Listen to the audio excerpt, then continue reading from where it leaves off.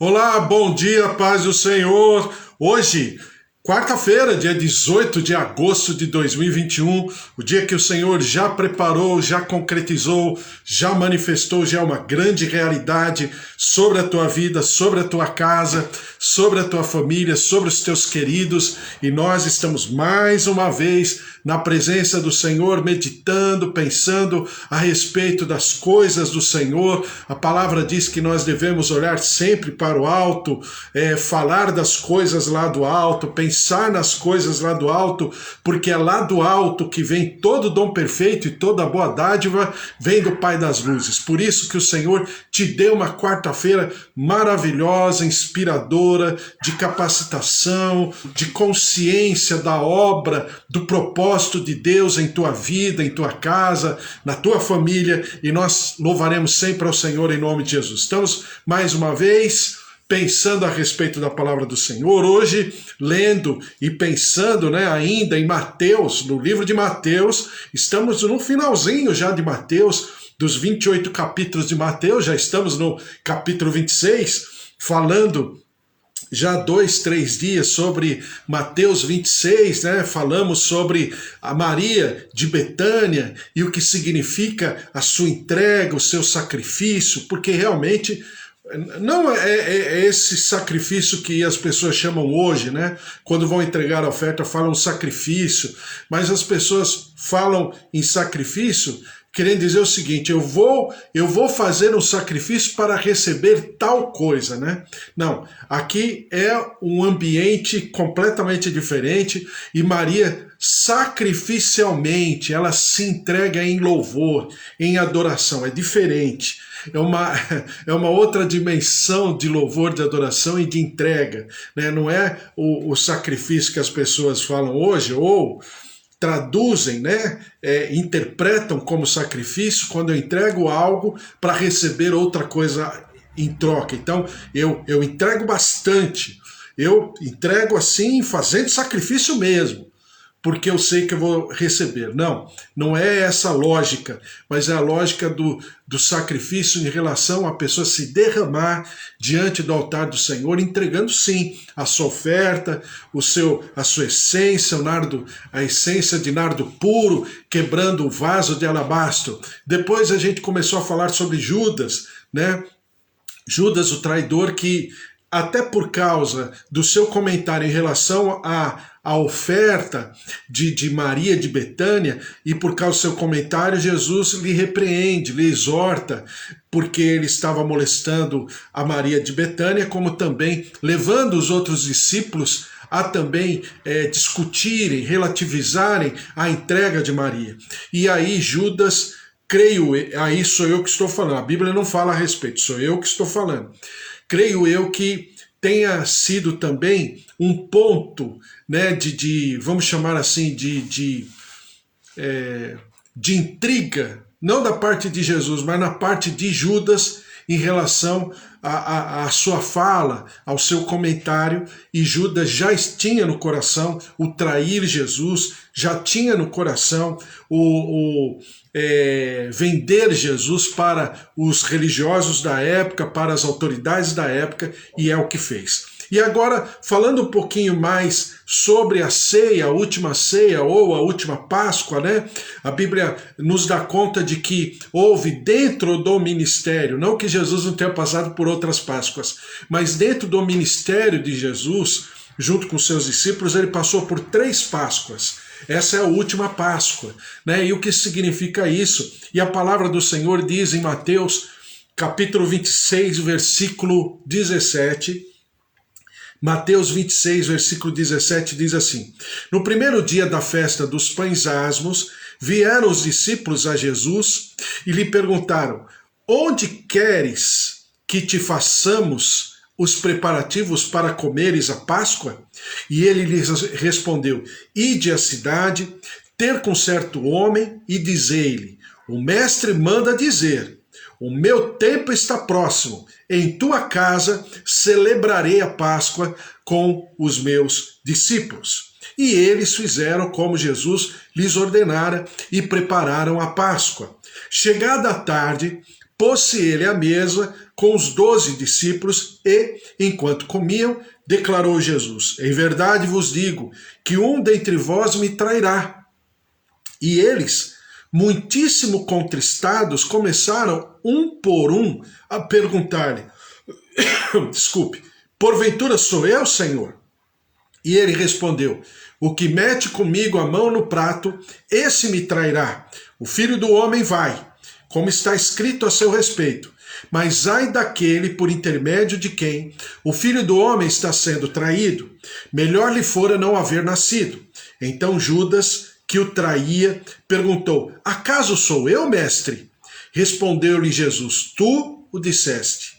Enquanto comiam, tomou Jesus um pão e, abençoando-o, partiu e deu, desculpe, e partiu e deu aos discípulos, dizendo: tomai e comei, isto é o meu corpo. A seguir, tomou um cálice e tendo dado graças, o deu aos discípulos, dizendo: bebei dele todos, porque isto é o meu sangue, o sangue da nova aliança, derramado em favor de muitos, para a remissão de pecados. E digo-vos que, desta hora em diante, não beberei deste fruto da videira, até aquele dia em que o hei de beber novo convosco no reino do meu Pai. E tendo cantado um hino, saíram para o Monte das Oliveiras. Então, perceba que todo esse momento, como eu tenho falado e destacado com você esses dias, um momento de muito nervosismo, né, ao redor de todo esse contexto de Páscoa. Por quê? Porque Jesus já era uma pessoa bem conhecida, o povo ficava atrás de Jesus dia e noite, os sacerdotes, os escribas, os fariseus, os herodianos, os zelotes, já estavam meio como que macomunados para que pudessem matar Jesus, porque Jesus não preenchia. Isso é uma questão importante, né? Mas Jesus não preenchia vamos chamar assim, a filosofia ou o cardápio, né, de cada grupo, de cada seita. Ele não preenchia nenhuma delas. Não obstante, na sua atitude, nas suas palavras, ele, vez por outra, né, resvalar em algumas das seitas dos judeus daquela época, mas ele não, vamos dizer assim, politicamente falando, ele não estava fechado com ninguém. Então, o que significou? Significou uma carreira solo. E aqueles que eram a opinião, aqueles que eram a força da época, começaram a se a engendrarem, né, a arquitetarem uma maneira de destruir Jesus. E Jesus sabia de tudo isso. Não obstante todo esse ambiente, havia questão espiritual, né? Que era o quê? O diabo, seus demônios, principados e potestades, estavam com certeza enxergando aquele ambiente para que eles pudessem frustrar o plano de Deus. Não frustrar o plano de Deus em relação ao próprio Deus. Claro, o diabo é criatura e Deus é o criador, mas em relação ao homem. Porque o grande plano, vamos chamar assim, o grande plano de Deus é a redenção do gênero humano. Esse é o plano de Deus. Então, o que o diabo quer sempre fazer? Ele não, vamos chamar assim, didaticamente, ele quer tocar em Deus, mas sem tocar em Deus. Ele quer tocar aonde? Em Deus. Né? Como dizem, né? Muitos dizem o seguinte: o órgão que mais dói no pai e na mãe é a enfermidade do seu filho, não é assim que dizem? Por quê? Porque dói mais no pai e a mãe, um filho, uma filha, passar por alguma situação, do que nele próprio. Assim também é em relação à coroa da criação em relação a Deus. O que dói mais em Deus é exatamente ver a coroa da sua criação não expressando ou não se manifestando naquilo que poderia. Em outras palavras, não agir de maneira saudável. Então, o que o diabo quer com os seus demônios, os seus comandados, é exatamente frustrar o plano de Deus, que é o homem, que é a redenção humana. Então, Jesus está em meio a todo esse ambiente. Não bastasse tudo isso que a gente já sabe que está acontecendo, eu falei para você esses dias, né? A questão política, Pilatos foi para lá porque todo o governo, ainda que fosse romano, ia também para Jerusalém, porque era o centro das atenções da região, por causa da Páscoa, que é a maior celebração do povo judeu. Então, Pilatos foi para lá. Os reis, né, judeus iam para lá também, entre eles o próprio Herodes, mesmo não sendo rei daquela região, mas Herodes também foi para aquela região. Então estava todo mundo lá. Não bastasse tudo isso, ainda havia um êxodo, vamos chamar êxodo não, né? Mas uma convergência de todo o povo, de toda a região. A quantidade de pessoas quintuplicava naquela época. Então está todo mundo lá. Não bastasse todo esse ambiente, você ainda tem do lado de dentro o quê? Qual é o momento da Santa Ceia?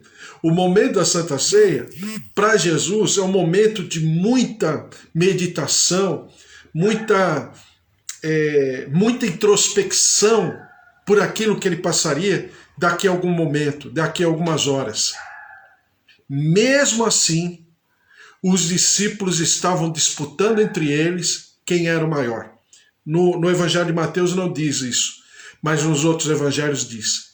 Então eles estavam disputando quem faria parte do governo de Jesus, entendendo que o governo de Jesus seria naquele momento, não que não será um dia. A gente já pensou sobre isso escatologicamente falando. Mas eles queriam que fosse naquele momento. Então eles estavam disputando entre eles quem era o maior, quem ocuparia o cargo principal depois de Jesus. Veja só como os discípulos estão completamente alheios a tudo aquilo que estava acontecendo. Os discípulos estão numa outra consciência, ou então numa falta de consciência. Isso porque já estavam há 3 anos com Jesus. Não bastasse tudo isso ainda, Judas está se aproveitando da oportunidade para poder finalmente, porque a Bíblia deixa isso claro, que Judas tenta entregar Jesus outras vezes. Não foi só essa vez. Mas Judas tenta negociar com os religiosos um outro momento. Só que não teve êxito. Mas nesse momento ele teria êxito. Então você tem toda essa situação, e não bastasse tudo isso, os amigos de Jesus disputando entre eles quem seria o maior. O que Jesus faz? Jesus pacientemente tira sua túnica principal, né?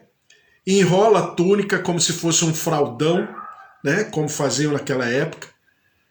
E aí a Bíblia fala isso, cingir os lombos. Cinge os seus lombos, vai até lá fora. Não sei se a água já estava retirada do poço, possivelmente não.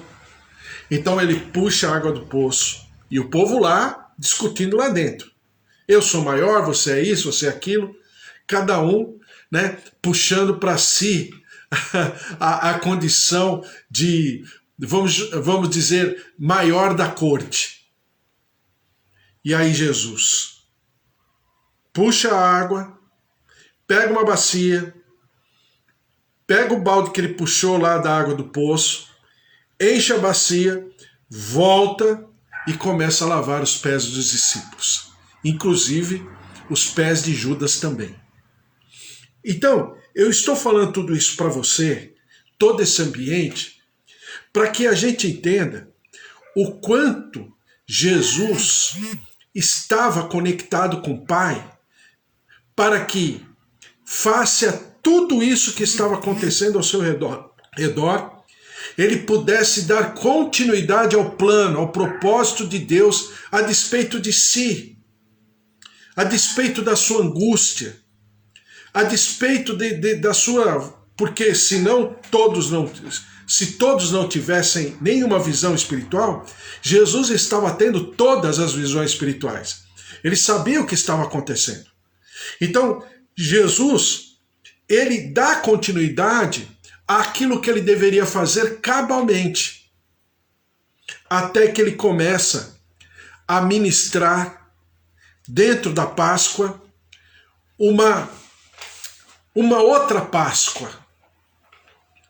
Algo que seria proposto por ele e que permaneceria para sempre. Um divisor de águas entre a Páscoa, da antiguidade, com uma Páscoa que deveria ser celebrada, comemorada alegremente a partir daquele momento. Por quê? Porque Páscoa já era a principal celebração e era um tempo de festa, a comemoração da libertação do povo da terra do Egito e a comemoração da saída do povo em direção à terra prometida. Então era um momento muito festivo, muito de celebração. Era um momento em que o povo escolhia de todas as festas para afluírem a Jerusalém. Por quê? Porque era de tradição que pelo menos uma vez por ano o povo judeu voltasse à terra natal, ainda que morasse distante, mas voltasse pelo menos uma vez por ano. E eles escolhiam a Páscoa para fazer isso. Os judeus longínquos, os judeus que não habitavam naquela terra. Então você tinha todo um movimento, mas Jesus estava numa visão completamente espiritual. Ele sabia do porquê ele estava ali. Ele sabia quais seriam as consequências de todo aquele burburinho, toda aquela celebração, e Jesus sendo o centro de todas as atenções. Se não fosse naquele momento, seria daqui a algumas horas, quando ele estaria caminhando para a cruz do Calvário. Então é um momento crítico. A Bíblia diz o seguinte, versículo 22, e eles, muitíssimo contristados, começaram um por um a perguntar-lhe, porventura sou eu, Senhor? Chega um momento que realmente eles começam a ter uma certa, uma passageira consciência, quando eles começam a perguntar para Jesus. Por quê? Porque havia uma dúvida muito grande. Quem poderia entregar, quem poderia trair Jesus? O amigo Jesus, o mestre Jesus, o profeta Jesus. Mas talvez não estivesse entendendo a plena messianidade de Jesus. Mas eles estavam ali. Então Jesus lava-lhes os pés. Eu sempre falo, agora não dá mais para Jesus falar nada. Porque chega uma hora, e Jesus faz isso muito bem, chega uma hora que a gente tem que entregar para o Espírito Santo, para que ele possa convencer a pessoa exatamente da sua condição. Não tem como fazê-los. Nós somos um veículo, mas nós não somos o principal veículo. Nós somos o instrumento de Deus, mas não significa que não tenha que haver um agente externo, que é o Espírito Santo, para trabalhar isso no coração da pessoa, que era exatamente o que precisaria acontecer, e aconteceu mais tarde, na vida dos discípulos, na vida agora dos apóstolos. Mateus 26, de 26 em diante diz assim, enquanto comiam, tomou Jesus um pão e abençoando, partiu e o deu aos discípulos, dizendo, Tomai e comei, isto é o meu corpo. A seguir tomou o cálice, e tendo dado graças, o deu aos discípulos, dizendo, bebei dele todos, porque isto é o meu sangue, o sangue da nova aliança. Então aqui, na minha tradução, está entre colcheias, né? Não sei a tua Bíblia, mas geralmente está entre colcheias. Por quê? Essa nova aliança, dizem os estudiosos, que foi colocado depois. Por quê? Mas isso não significa, não deprecia a palavra de Deus em nada. Por quê? Porque é uma nova aliança quando diz respeito ao povo judeu. Mas para nós é a primeira aliança. Nós somos e representamos o povo gentil, né? Então é por isso. Mas, enfim, a Bíblia fala que derramado em favor de muitos para a remissão de pecados. Digo-vos que, desta hora em diante, não beberei deste fruto da videira, até que aquele dia em que o hei de beber novo convosco no reino do meu Pai. Então, a palavra do Senhor diz assim, que, em primeiro lugar, tem que ser um momento de alegria, porque foi e sempre será um momento de alegria. Em segundo lugar, havia uma preocupação. Por quê? Porque aquele momento estava num momento muito sério, muito crítico, e eu poderia chamar até, né, daquele momento em diante, trágico, mas tudo debaixo do controle de Deus.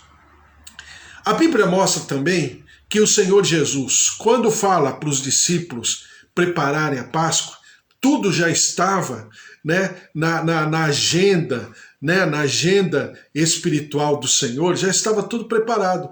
O homem que diz a tradição, né, não a Bíblia, mas diz a tradição que seria a casa do pai de João Marcos, né? João Marcos é o Marcos, né, do Evangelho de Marcos, né? João Marcos, que foi discípulo de Pedro e também discípulo de Paulo. Então, é a casa dele, claro, nesse momento, ele possivelmente era uma criança pequena, mas foi na casa do seu pai que se comemorou essa última Páscoa. Foi a pessoa que teve a revelação do Senhor. Quando os discípulos chegaram até ela, até esse homem já sabia de tudo, porque o Senhor já havia revelado, né? Então, perceba que a Santa Ceia para nós é um instrumento, mais uma vez, de confirmação que o Senhor está no controle de todas as coisas. Ainda que os discípulos estivessem meio perdidos, sem saber o que estava acontecendo, preocupados com as suas próprias vidas, ainda que todo o contexto ao redor estava numa pressão muito grande, ainda que o mundo espiritual estivesse numa situação muito, vamos dizer assim, muito nervosa, porque a redenção da humanidade poderia depender daquele momento, então eles estavam, vamos chamar assim, trabalhando negativamente, claro, o mundo espiritual, os demônios, o diabo. Então havia uma série de coisas, mas o Senhor estava no controle. E isso para nós é o que importa. Porque na nossa vida e no nosso cotidiano nós temos que saber, o Senhor está no controle. A despeito de tudo aquilo que estejamos, por força do momento, por força circunstancial vivendo, o Senhor está no controle de todas as coisas. E nada melhor do que esse momento para nós pensarmos a respeito, né?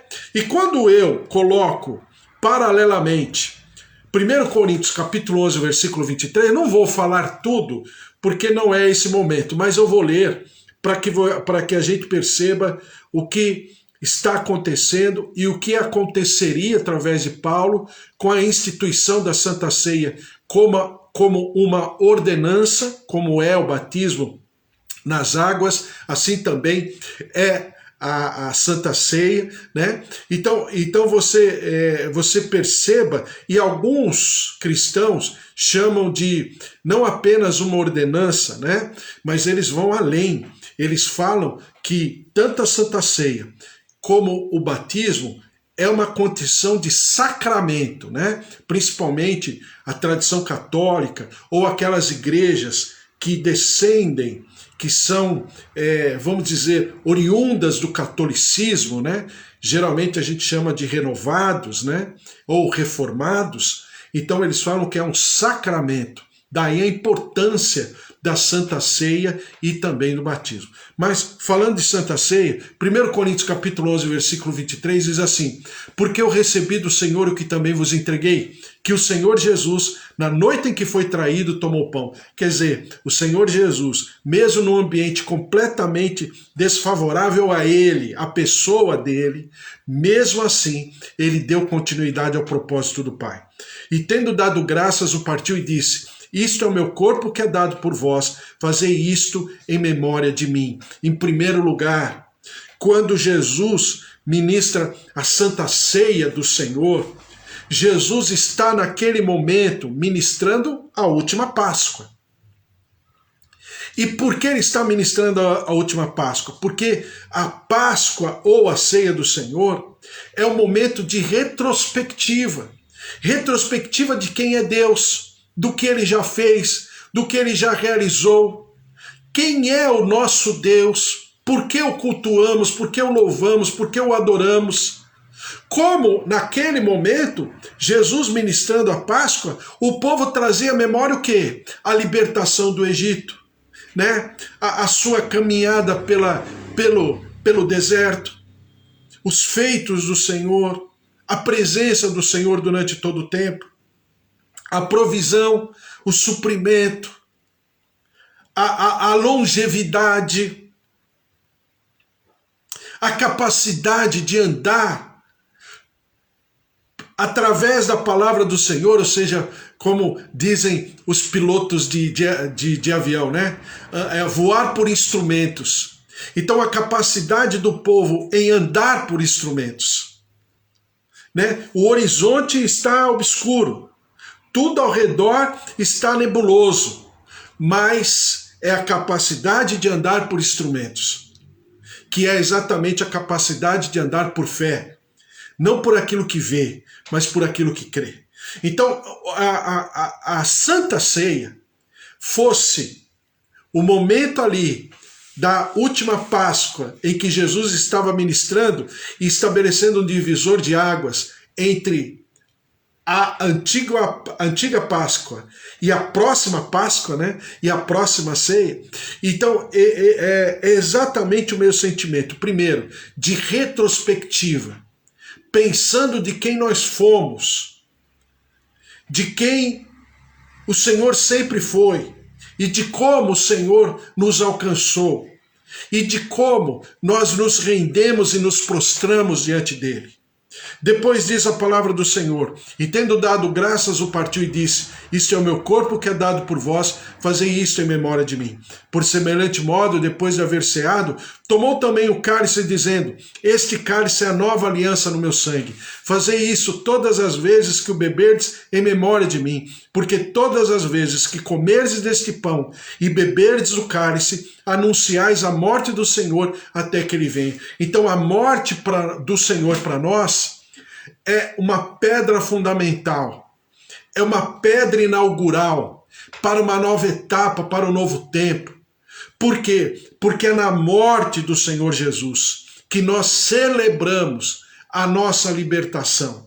É na morte do Senhor Jesus que nós celebramos essa, como a Bíblia fala lá em Mateus, na minha tradução, essa nova aliança. Ou então, para quem teologicamente é mais incisivo, é a aliança do Senhor. Por quê? Porque é a aliança eterna, é a aliança através da sua entrega, é a aliança através dele ser, como eu sempre falo para você, como se ele fosse um para-raio, né? Ele chama para si todo o cálice da ira do Senhor, o pecado, a iniquidade, a maldição de toda a humanidade, de todo o planeta Terra. Ele atrai para si. Então é trazer à memória exatamente esse feito. E por causa disso ele morreu. E por causa disso ele padeceu. E por causa disso ele sofreu. Depois diz assim: por isso, aquele que comer o pão... Não, perdão, versículo 26. Porque todas as vezes que comerdes este pão e beberdes do cálice, anunciais a morte do Senhor até que ele venha. Então, se é retrospectiva, mas também é expectativa. Primeiro, retrospectiva. Em segundo lugar, expectativa. Por quê? Porque eu olho para o futuro. Eu como e bebo também, simbolicamente falando, que ele virá. Porque a Bíblia fala, e voltando ao texto de Mateus 26, o Senhor Jesus fala que ele não beberia do fruto da videira até que ele voltasse. Ele diz assim: e digo-vos que, desta hora em diante, não beberei deste fruto da videira até aquele dia em que o hei de beber novo convosco no reino do meu Pai. Então, é retrospectiva, porque eu tenho que ter a consciência do que eu estou fazendo e por que eu estou fazendo, mas também é expectativa, porque eu olho para frente. Como servo de Deus, que é um ser futurista, eu também quero olhar para o futuro, sabendo de maneira concreta de que ele voltará. E eu estou anunciando com a ceia do Senhor que eu estou comendo e bebendo até que ele volte. Como se eu estivesse, claro, simbolicamente, pão continua sendo pão, né? Suco de uva para alguns ou vinho para outros, né? Continua sendo dois elementos, né? Que não é sangue e carne, né? É apenas uma simbologia espiritual. Então, quando eu como e bebo, eu estou me alimentando com uma esperança, estou fortalecendo uma esperança de que ele voltará e cumprirá com todas as suas promessas. Mas também a palavra do Senhor diz assim, versículo, onde eu parei, não, 1 Coríntios, falei, eu estava em Mateus 26, versículo 27 diz assim, por isso aquele que comer o pão ou beber o cálice do Senhor indignamente será o réu do corpo e do sangue do Senhor. Tem uma frase de João Calvino, que quando a gente vai para a faculdade, né, sociologia, filosofia, até mesmo teologia, a gente se depara com essa frase e com todo o contexto dessa frase que João Calvino escreve muito sobre a dignidade do gênero humano. Mas tem uma frase de João Calvino que eu acho a frase das frases dele, que é o seguinte, que a dignidade do homem é exatamente a consciência da sua indignidade. Claro que ele não fala com essas palavras, ele fala de uma maneira muito mais poética, muito mais profunda. Mas enfim, a maior dignidade minha e tua, a nossa dignidade é a consciência da nossa indignidade. Exatamente o que Isaías fala quando ele se depara com a glória de Deus à sua frente. E ele diz, eu sou um homem de impuros lábios e habito no meio de um povo de lábios impuros. Então, quando Deus fala aqui, quando Jesus fala através de Paulo, diz assim, por isso aquele que comer o pão ou beber o cálice do Senhor indignamente, ou seja, né, que eu não entenda que a minha dignidade não é minha, mas eu estou coberto, estou protegido, vamos dizer assim, pela dignidade de Jesus. É a dignidade dele, não é minha. Eu sou indigno. A minha maior dignidade é a minha consciência da minha indignidade. Então, quando Paulo fala, aquele que comer o pão ou beber o cálice do Senhor indignamente, será réu do corpo e do sangue do Senhor. Ou seja, exatamente, desculpe, mas exatamente o que Judas fez naquele momento. Judas comeu do pão, Judas bebeu do cálice, Judas teve os seus pés lavados, mas ele estava de maneira indigna. Por quê? Porque ele não havia ainda tido a consciência do que representava aquele momento. Pior, ele estava contrário àquilo. Ele estava indigno. E nós precisamos entender e buscar exatamente essa dignidade. Lembra que eu já falei para você que uma das das doutrinas de fundamento que nós, como igreja, devemos preservar, é que o ser humano, o gênero humano, ele tem uma dignidade intrínseca, de essência. Por quê? Porque Deus o criou. Quando nós ensinamos as pessoas a respeito do porquê nós sermos um tanto quanto, né, ressabiados em relação àquilo que alguns países praticam, que é a pena de morte, por quê? Porque na nossa visão, quando a gente fala sobre esse tema, claro que alguns poderiam falar, mas o Antigo Testamento prescreve a morte. Tá bom, tudo bem. Não estou contrariamente a isso. Mas a gente fica ressabiados em relação a esse tema, por quê? Porque existe uma dignidade humana intrínseca. E que dignidade é essa? É por causa do ser humano em si? Não. Mas é por causa de quem o criou.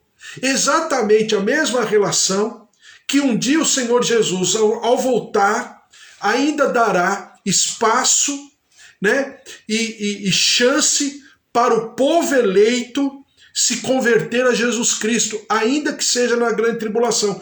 Por quê? Porque existe uma dignidade intrínseca nesse povo. Qual é a dignidade?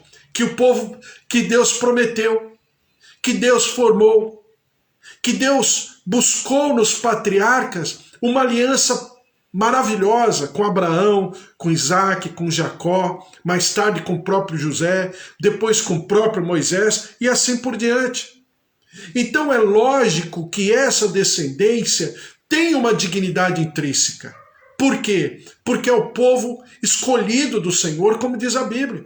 Então ninguém pode, pura e simplesmente, falar que Deus esqueceu, ou que Deus prometeu, né? Como ele fala, e tudo isso será feito de maneira eterna, né? Por exemplo, a festividade da Páscoa, né? Será comemorada e tal, para ensinar os filhos dos filhos e tal, para dizer o porquê da Páscoa. Então, há sim uma dignidade.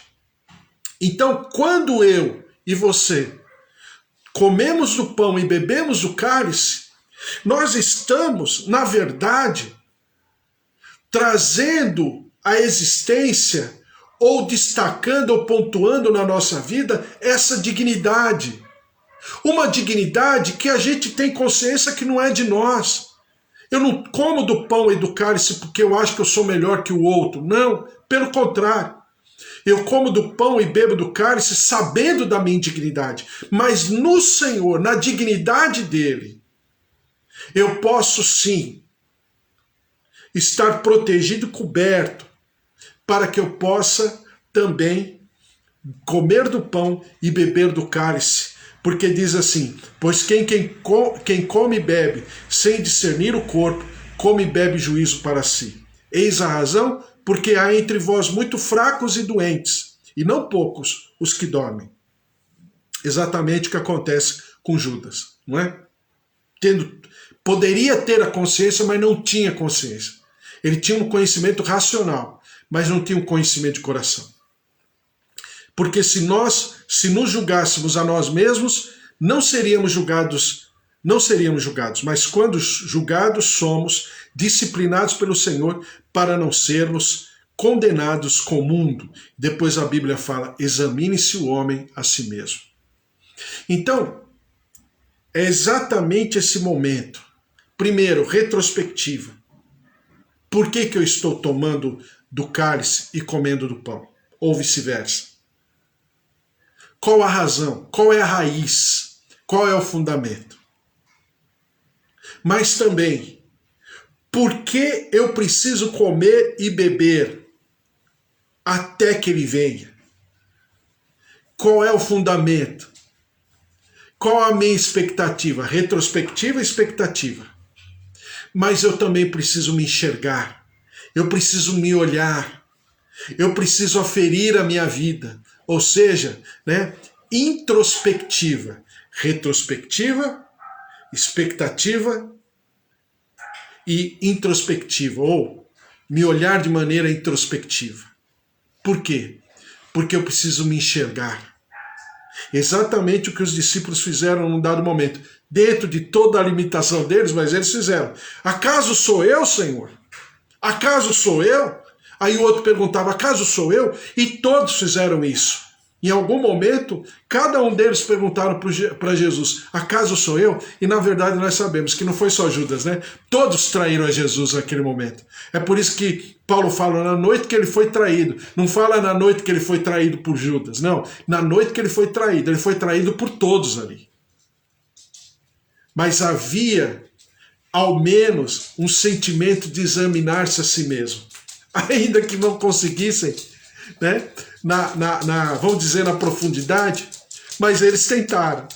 Então é exatamente essa dinâmica que é espiritual, que é simbólica, que é maravilhosa e tão simples, mas tão profunda ao mesmo tempo. Por quê? Porque muitos enxergam como se fosse um momento místico em si mesmo. Não, não é. É simbólico. Outros enxergam como se fosse a mesma coisa que convidar todo mundo, eu convidar aqui a pastora Mara, o bispo Antônio, o Ricardo, né, a minha tia Rosária, nós convidarmos para comer uma pizza, é a mesma coisa, é só para comunhão, também não é. Então não vamos ser exagerados nem de um lado e nem sermos exagerados do outro lado. Até porque diz aqui que não são poucos os que morreram antes do tempo, e que não são poucos os que estão enfermos por exatamente não discernirem esse momento. Então a palavra do Senhor nos mostra em Jesus, através do seu exemplo, de que era realmente um fundamento, e sempre será um fundamento, onde a nossa fé está enraizada, a Santa Ceia do Senhor, o que significa? Claro, eu chamo de Santa Ceia, alguns chamam de Eucaristia, outros chamam de Ceia do Senhor, não importa a nomenclatura, o que importa é o sentimento de que é um momento maravilhoso e muito especial em que nós nos derramamos diante do Senhor para entendermos tudo que Ele fez, que nós nos derramamos diante do Senhor para esperarmos na nossa expectativa ainda o que Ele fará e como se manifestará, mas também é um momento maravilhoso para que nós nos derramemos diante do altar do Senhor e falemos, Senhor, eu estou assim.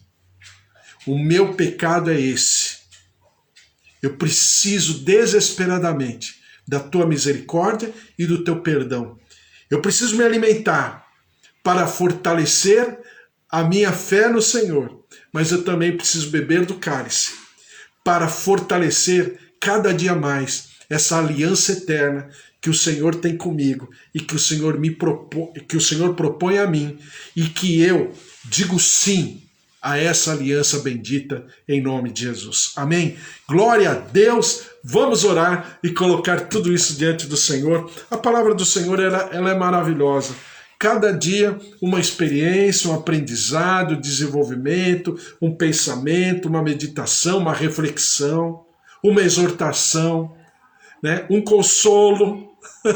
Essa é a palavra do Senhor, ao Senhor todo louvor, toda honra e toda glória. Minhas tias Rosália, Alzira, sempre orando pelo meu primo Alexandre, também meus tios, seus familiares, todos eles, filhos, sobrinhos, netos e genros, noras, também meus pais, seu João, dona Dária, seu Toninho, dona Nadir, pastora Mara e com toda a sua casa, sua família, e também o bispo Antônio, sua casa, sua família, sempre orando pelo Felipe, pelo Eduardo Felipe, sempre orando por todos os filhos e também netos, e também Priscila, Suzy, os irmãos da Suzy, todos, Dona Cecília, o Murilo, Deus abençoe a todos, nós estamos orando por todos, cada um em nome de Jesus, nominalmente, todos os dias, também Márcia, Fábio, Luiz Henrique, seu Augusto, Dona Efigênia, todos também orando pelo João, Roseli, Ângela, todos, e que também nós estamos orando pela Eva, pelo Carlos, filhas, genros, netinho, Amanda, também estamos orando pela tua vida, pela tua casa, tua família, também todos, e também a Márcia, que está passando pela Covid-19, estamos orando todos os dias, por ela, a glória, a presença, o poder, o mover do Senhor, se derramando, curando, visitando, em nome de Jesus. Vamos orar? Vamos colocar tudo isso diante do Senhor?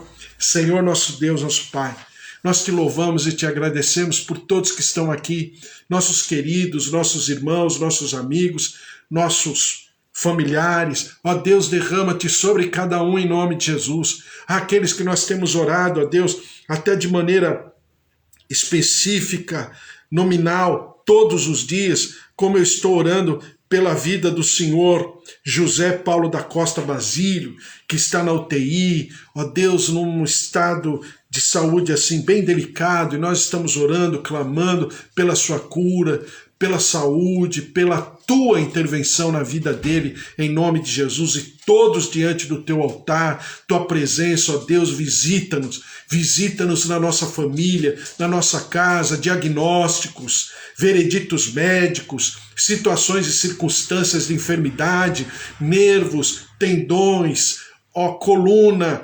ouvidos, olhos, fígado, rins, coração, artérias, veias, circulação sanguínea, tireoide, células, recebam a vida, recebam o mover do Senhor, a plenitude, a glória, a graça. Senhor, derrama-te com teu Santo Espírito, toca, visita, restaura, ressuscita, ó Deus, altera diagnósticos, altera, ó Deus, vereditos médicos, move-te em nosso favor, com a tua misericórdia, com a tua glória, com o teu mover de vida, em nome de Jesus. Também te pedimos, Senhor, pelo nosso país, pela nossa pátria, pela nossa nação. Senhor, derrama-te, tem misericórdia do nosso país, o nosso povo, ó Deus, por causa da pandemia, mas também por tantas outras coisas, situações e circunstâncias, a inflação que está se falando muito, os valores, o desemprego, ó Deus, a necessidade financeira, material, coisas assim essenciais, básicas. Ó Deus, o nosso povo está padecendo, por isso derrama-te, tem misericórdia, quebra a maldição, vem com a tua compaixão, com a tua graça, principalmente com o teu nome, com a vida abundante, Jesus Cristo, nosso Senhor e Salvador, que seja o nosso Senhor e Salvador também como país, como nação, e nós daremos sempre ao Senhor todo louvor, toda honra e toda glória. E quanto a nós que estamos aqui, Senhor, derrama-te sobre nós, que nós tenhamos uma quarta-feira maravilhosa, conquistas, realizações, empreendimentos, ó Deus, notícias, grandes notícias, coisas que estamos esperando, e o Senhor possa derramar sobre a nossa vida. Vem com a tua graça, com o teu suprimento, ó Deus, vem com a tua prosperidade, com o teu sucesso, a tua realização, a nossa saúde mental, a nossa saúde emocional. Senhor, fortalece-nos, e nós daremos sempre ao Senhor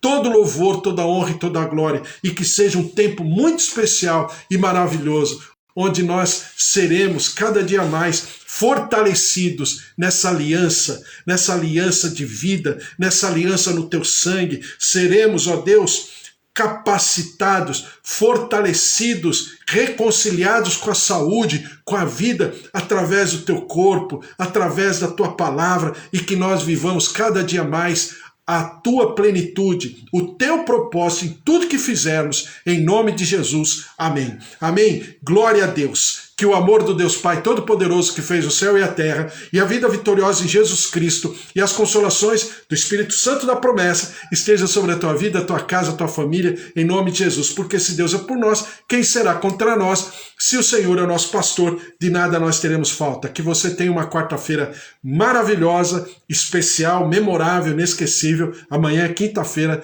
10 horas da manhã, estamos de volta aqui.